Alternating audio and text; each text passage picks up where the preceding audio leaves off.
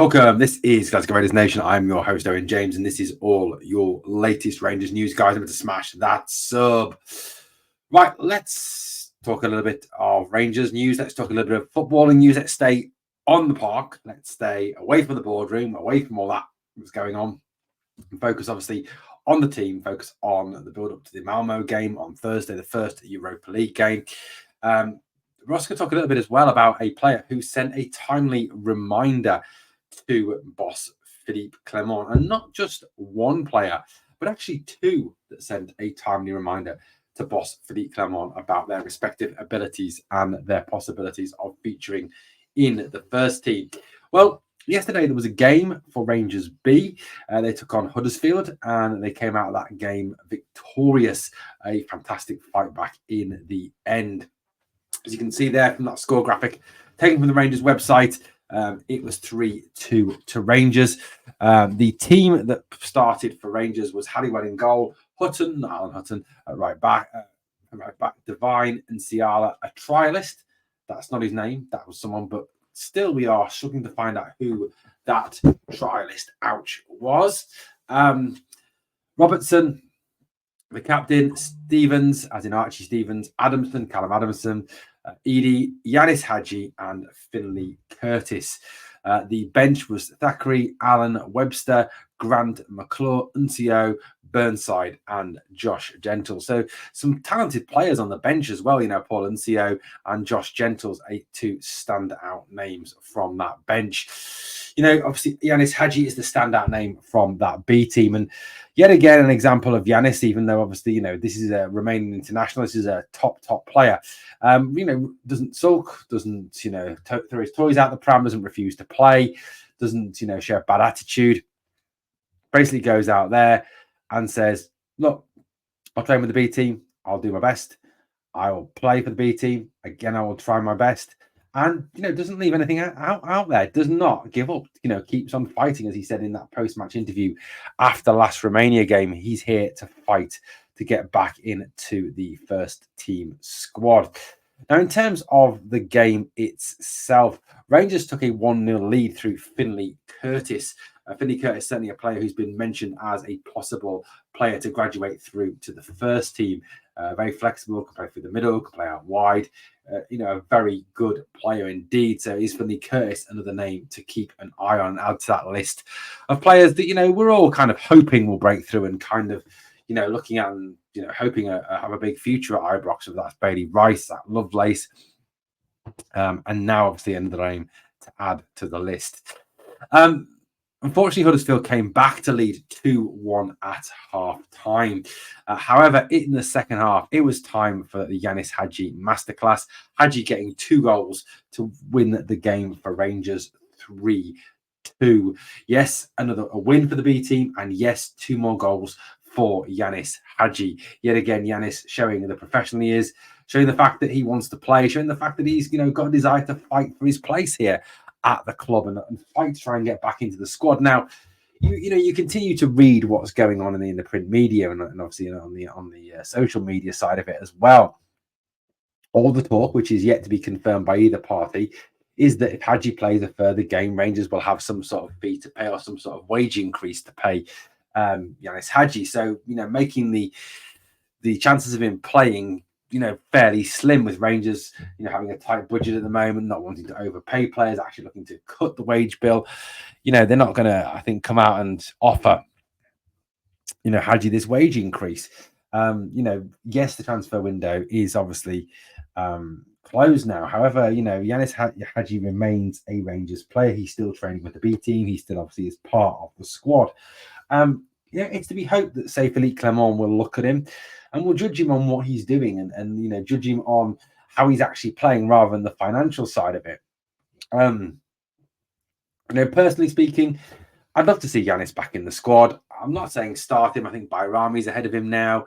I think that for me, have him on the bench. He's the player who can provide impact. He can play a killer ball. He can hit a shot. He's got a natural level of talent. So this is certainly a player that could come in and make a difference. And if we can add even more quality and strength to a bench that did look good on did look good against Dundee on Saturday, didn't it? It did look like there was some top players to come off the bench, some strength to come off the bench, and a number of players that on that bench are quality, and adding another one, adding Yanis Hagi back into that mix could well be worth it. Yes, we may have to pay that extra $6,000 at one point, whatever you believe about that story, but sometimes you got to speculate to accumulate, and the manager's kind of made it clear that Hagi isn't part of his long-term plans. So why not play him in the short term and try and generate some more interest and solidify his transfer value? That is a debate that's been ongoing. It really is around Yanis. But like I said, my personal opinion is, get him back in the first team squad, get him training with the first team, get him in on the match day squad, on the bench. If it is that rotation is a massive thing, rotate him in, rotate him out.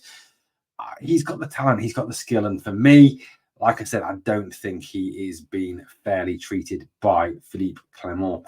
Right, let's move it along a little bit. Now, we're going into the game on Thursday night against Malmo in the Europa League, and Malmo have already been ratcheting up the pressure, harking back to that Champions League exit for Rangers when Malmo beat them. And in fact, Rangers are yet to beat Malmo at home in their last 4 meetings. Even there was reference to that Champions League exit under Steven Gerrard to Malmo. Bit of a wind-up, possibly. Bit of bulletin board material for Philippe Clement. I'm not sure he does that, but, pin it up on the board, boys. Let them see what they've been saying about us, and then let's go out there and smash them. Look, I was reading some articles, after I got home from work last night, this morning, whenever it was again. I was reading through some of the comments, some of the stuff that's out there at this moment in time. Obviously, looking forward to this Malmo game on Thursday. And I looked at one of the things that was remarked upon was the relative squad values, in terms of signing, in terms of transfer fees, and comparing the two of them. And Rangers absolutely massively dwarf most clubs, in Scotland, most clubs, a lot of clubs in Europe, they dwarf, financially and side-wise, financially, hopefully in the future, obviously. But, it is a real case of David and Goliath on Thursday. It is a case of Rangers, really dwarfing their opposition on Thursday. The Malmo squad is not even worth half what the Rangers squad is worth. The most expensive player is Seba Haksabanovic, the Celtic reject. So it really shows where we're at, and just comparing player values and comparing how much we've paid for players to what they've actually got. Now Malmo, their goalkeeper Ricardo, so they've got their goalkeepers. Ricardo Friday was a free. Johan Dahlin, who was their starter, was 300,000, and Joachim Persson came through the academy. The academy does feature fairly heavily in this. Anton Tinnerholm was free. Nicholas Moisander also free. Martin Olsen 400,000. Jens Steiger Larsen free. Pontus Janssen free. Colin, God, I love that name. Rosler 300,000. Academy for Ellison Macaulay and Niels Zatterholm. In terms of the midfield players, you've got Soren Banks, who was free. You've got Oscar Lewicki, who was also free. You've got Otto Rosengren, who was 1.3 million. Sergio Pena, 850,000. Anders Christensen, 850,000. Sebastian Jorgensen, 1.1. Oliver Berg, 850,000. Stefano Vecchia, 850,000. Taha Abdi Ali, 600,000. Lasse Berg Johnson, 1 million. And the rest of the squad all came from the academy, and that's Luke Ledy, Sogmar, Bolin, Hugh Bolin, who is one of the players we're going to talk about shortly, and Kenan Bulsavajevic. In terms of their strike force, Haksabanovic was actually the only player that cost them any money at 1.6 million. Thielin and Botham and Good Johnson were all freebies. So, there is a case of the fact that this squad of theirs is absolutely worth total and utter peanuts. Last time out, this is how Malmo lined up. Dahlin in goal, back four of Larsen, Janssen, Rosler, and Bussanello. Jonsson, Pena, Christensen, Berg, Bolin, and Thielin was their starting 11. Now, one player who could cause Rangers a whole host of problems is Hugo Bolin. Now, Hugo Bolin, as a player, is, he's young, he's quick, he's got some decent assists. He goes forward. He's absolutely rapid by all accounts. Now, one major concern is the fact that if he was to be employed on the left-hand side of the defense, you could see, a complete capitulation there, given the. So unless the attacking our right-hand side, sorry, a capitulation there, because heaven knows James Tavernier, no matter what you think of him, isn't the fastest in the world. And if you've got a player who's rapid, who's going to go in and really run at him, he could be in for a very, very turbulent evening in Sweden on Thursday. I mean, personally, I wouldn't play him. I think his time's up at the club. Have him on the bench, certainly, but I don't think you should be starting with Taver all of this. Excuse me.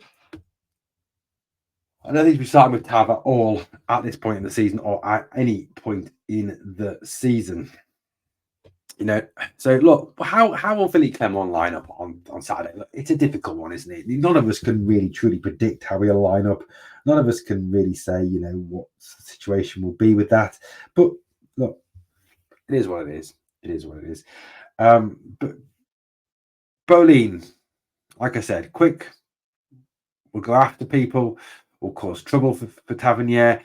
And I don't want to see a team that's, that we'll look at the team in a minute. I don't want to see a team that's built just to protect Tav, because I think if we're doing that, that kind of defeats the purpose of the team, really. And it's more a one-man team in that case. And this is the team I would choose if I was picking the team on Thursday. Jack Button in goal, picks himself. Dujon Sterling at right back. Faster, quicker, more athletic, stronger, more of a matchup against Malmo's wingers. Suter and Proper, we know, they're his first choice. They're going to start. Robbie Fraser, for me, starts at left back. Natural balance. I don't want a right footer playing on the left. It compresses the pitch. It squeezes the pitch together. It really makes breaking down teams hard. One of the things that Rangers left backs do is go outside the winger and create space. And, that's certainly something a right footer wouldn't do. Dio and Barron, who've been, to say Barron particularly good this season. Those two there, solid base this midfield, and a midfield we can build our team around for the next couple of years. The three behind the striker, I think, could be exceptionally exciting if you went for Tierney, Bayrami, and Cortez. I don't want to see Bayrami on the left. I want to see him using his proper 10 position. And it wouldn't matter as much to me if the number 10 we had at the club was, an out-and-out 10, a brilliant 10, and was doing really well at the moment. At the moment, it's Tom Lawrence, who's been fairly dreadful. So for me, get Bayrami in the 10 role, get Cherney out wide right, Cortez, let's get some more minutes into those legs out wide left. And I would start Hamza up front. I really would. And the reason I'd start Hamza up front is his movement's better. He's more likely to nick a goal from a set piece or going forward, which is, something we need. And Cyril Dessers has been fairly poor in Europe. He really has. I mean, Dynamo Kiev just went missing. And also, one of the things that Igman does well is hold the ball up really well. And, that's something that Rangers are going to need on Thursday night. They're going to need someone to hold up the ball, someone to help them be able to get out. So for me, is something that Hamza Igman could come in and do for Rangers quite comfortably. Well, obviously on the channel, we'll continue to look ahead to the game. And like I said, this formation, look, I don't know, he'll play 4-2-3-1, but who he'll play, I don't know. I really don't know. And yes, I do think Tav will probably start no matter what I say, which in my opinion is a mistake against Hugo Bolin. All right, guys, thank you for watching Glasgow Rangers Nation. Wow, it's midnight here recording the video. I am absolutely shattered. I'll speak to you soon here on the channel. Thanks for watching. As always, on the way out, please smash that like, drop me a sub, drop me a comment. All helps, guys. Please, let's get together. Please, let's build this channel right up. Thank you for watching. We are